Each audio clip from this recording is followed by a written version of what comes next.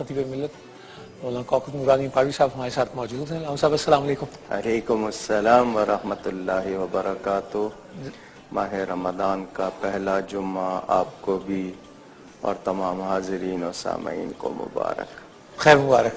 آج میرے والد صاحب قبلہ رحمۃ اللہ علیہ کا یوم ولادت بھی ہے.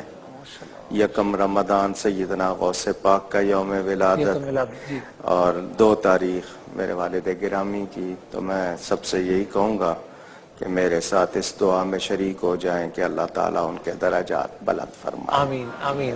ایک میری ذاتی 2 خواہشیں وہ میں آپ سے ضرور عرض کرنا چاہوں گا. ایک تو سیدنا غوث اللہ کا ذکر ہو اور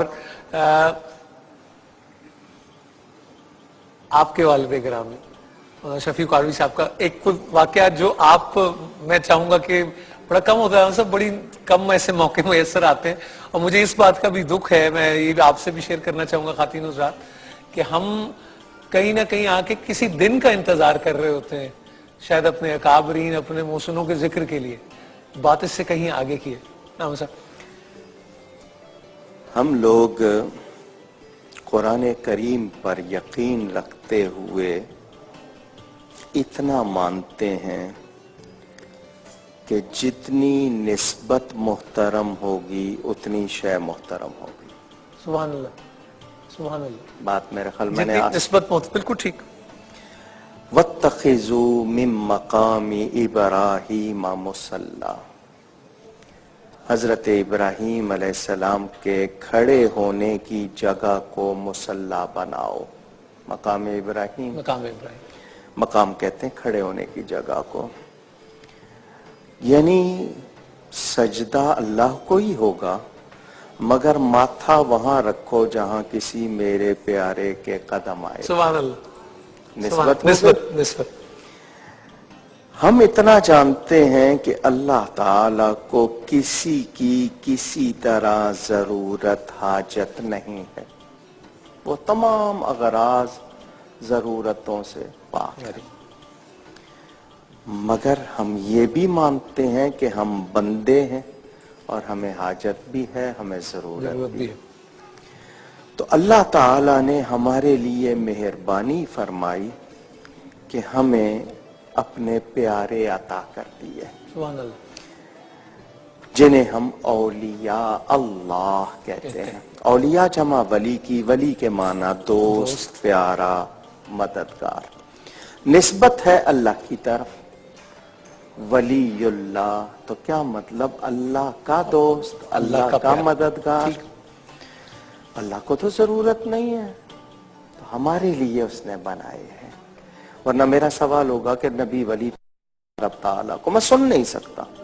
میرے حواس کی رسائی محسوسات تک, میری عقل کی رسائی معقولات تک, وہ تو ان سب سے بلند ہے. رینج ہے, اس رینج میں بھی اس کے پراپر مجھے رزلٹ نہیں ملتے. جی درست. میں صحیح دیکھ رہا ہوں, دوسرا کہے گا یار تمہیں نظر نہیں آ رہا ہے, اس میں 2 نہیں 3 پوائنٹ ہے. ہو جاتا ہے نا. جی بالکل ٹھیک. اور پھر یہ کہ آپ بغیر گلاسز کے دیکھ رہے ہیں, میں گلاسز کے ساتھ دیکھ رہا ہوں. تو اللہ تعالیٰ نے اپنے جو یہ پیارے بنائے, یہ ہم پر احسان, ان کے ذریعے ہم پر اللہ کی رحمتیں ہوتی ہیں.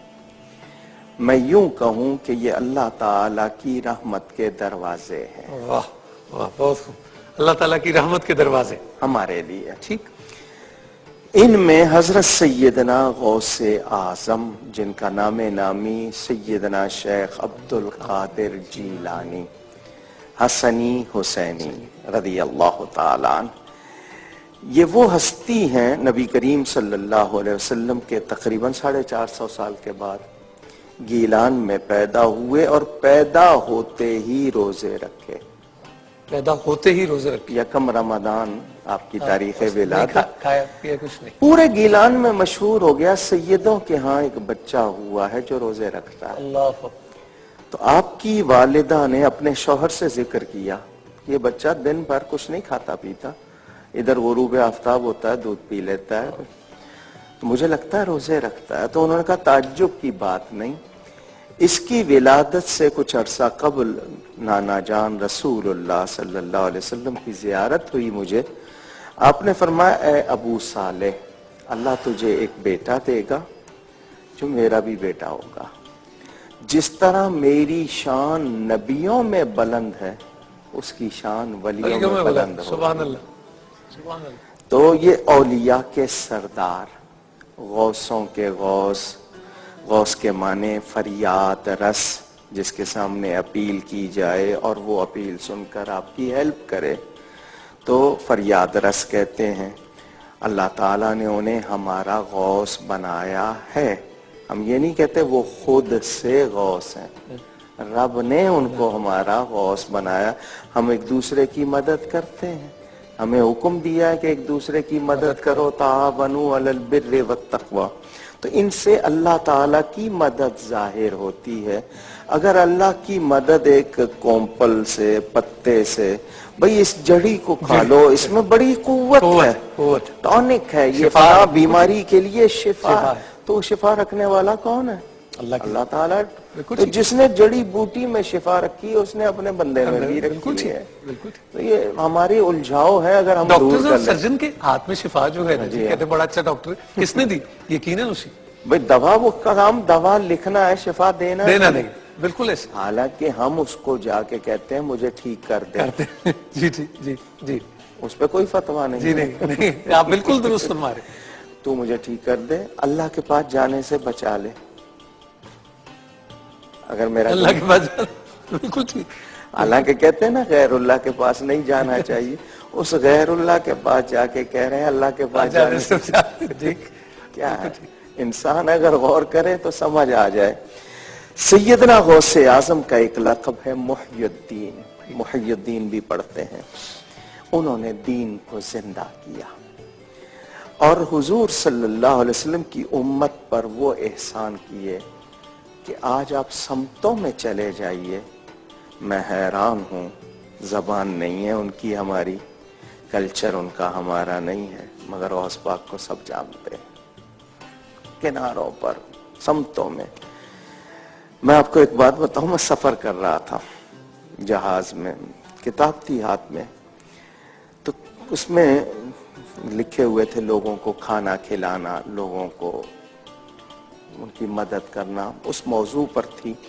اس میں ایک کوٹیشن آ گیا غوث پاک کا کہ کسی نے سیدنا غوث اعظم رضی اللہ تعالیٰ عنہ سے پوچھا کہ اگر آپ کو سارے جہان کی دولت دے دی جائے اور آپ سے کہا جائے کہ کوئی ایک خواہش، آرزو، تمنا کریں، آپ کیا کریں گے؟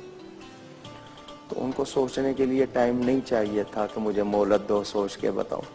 پر میں ایسا ہوگا تو میں لوگوں کو کھانا کھلاؤں گا. اللہ اکبر. بات ختم ہو گئی. غوث پاک کی خواہش پوچھی جا رہی ہے. لازمی بات ہے یہ بظاہر ممکن نہیں پوری کائنات کو ایک وقت تو چلو اگر کھلا دیں، وقت ایک نہیں ہے، کہاں کہاں لوگ ہیں، یہ تو رب کا ہی کام ہے، ہم تو سوچ بھی نہیں سکتے. لیکن ان سے پوچھا گیا تو اس سے پتا چلا لوگوں کو کھانا کھلانا کتنی اچھی بات ہے. اچھی بات، بالکل. انہوں نے اس کی خواہش ظاہر کی. جہاں جہاں لنگر چلتے ہیں، یہ بڑی اچھی باتیں. میں نے کتاب بند کر کے سوچا غوث پاک نے خواہش بیان کی، کتاب ختم. یہاں پر آگے وہ لکھ رہے ہیں فضائل، مگر اس میں تو کوئی راز ہے. میں نے غوث پاک کی روح سے مدد مانگی کہ مجھے سمجھائیں. یہ کافی دیر لگی، بات سمجھ میں آ گئی. محبوب سبحانی ان کا لقب ہے. محبوب سبحانی. محبوب کی خواہش اور پوری نہ ہو، یہ تو ہو نہیں سکتا. ٹھیک. اللہ تعالیٰ نے گویا کیا فرمایا، خواہش تو نے کی ہے پوری میں کروں گا. اللہ اکبر. تو اپنی قبر میں لیٹا ہوگا دنیا بھر میں 11ویں کر کے تیرے نام سے کھانا لوگوں کو میں کھلاؤں گا. اللہ اکبر. اللہ اکبر. ساری دنیا کھا رہی ہے. اللہ اکبر. تو انہوں نے دین کی جو خدمت کی، اپنے وقت کے سب سے بڑے عالم. 15 سال سنیے گا ملک نور الحسن صاحب، میں سنا رہا ہوں، لوگ سن رہے ہیں. ہمیں تو 5 نمازیں مشکل ہوتی ہیں. 15 سال عشاء کی نماز کے بعد اپنے حجرے میں کھونٹی، دیوار میں کھونٹی گاڑ دی تھی، اس کو پکڑ لیتے تھے، ایک ٹانگ اٹھا لیتے تھے عشاء کے بعد، اور بسم اللہ سے قرآن شروع کرتے تھے. فجر سے پہلے اٹھائی ہوئی ٹانگ اس وقت زمین پہ رکھتے تھے جب پورا قرآن ختم ہو جاتا تھا. اللہ. ایک دن نہیں، مسلسل 15 برس. ایسے ہی نہیں غوث پاک کی 11ویں ہو رہی ہے اور لوگ انہیں سلام کر رہے ہیں. محنتیں کی ہیں. 40 سال عشاء کے وضو سے فجر کی نماز پڑھی ہے. عشاء کے وضو سے فجر کی نماز یعنی مسلسل نہیں 90-91 برس آپ نے عمر پائی ہے. 25 سال جنگلوں میں گزارے. پیدا ہوئے مادرزاد ولی ہے، پھر بھی نفس قابو کرنے کے لیے. اور ہم سمجھتے ہیں پتہ نہیں ہم کیا ہو گئے. آج اگر کوئی زلفیں بڑھا لے، لمبا سا چولا پہن لے، وہ موتیوں کی مالا لوگ کہتے ہیں بڑا پہنچا ہوا ہے. اگر یہ پہنچے ہوئے ہیں تو پھر غوث پاک کیا تھے؟ اور اگر وہ صحیح تھے تو پھر یہ کون ہے؟ ہم نے آج شریعت اور طریقت کو اپنی مرضی کے مطابق تعریف کر لی کہ مولوی کی شریعت اور ہے، صوفی کی طریقت اور ہے. میرا ایک ہی جواب ہے، جو میرے نبی کے پابند نہیں ہے نہ وہ ولی ہے نہ وہ مومن ہے. سیدھی سی بات. جرمنی سے ایک کال ضرور پہ زہرا بی بی. جی السلام علیکم.